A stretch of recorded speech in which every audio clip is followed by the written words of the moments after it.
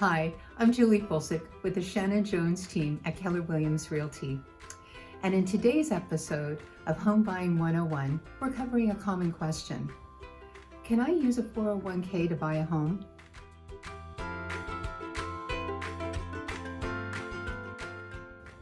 The simple answer is yes, you can use your 401k to finance a down payment on a home.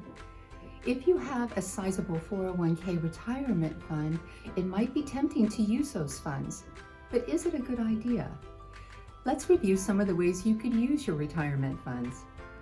The first is borrowing from your 401k. When borrowing from your 401k, it's just like a regular loan. And you'll have to pay yourself back with interest. Payback times may vary, but usually it's around 5 years. One potential downside to this option is that even though you are borrowing from yourself, it is still considered debt.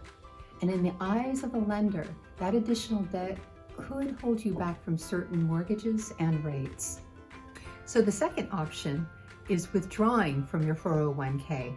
Not all providers allow you to borrow from it, so the other option is to withdraw. If you use this option, then you will be charged a 10% withdrawal fee. In addition, it will be counted as income, and so you will be taxed on that.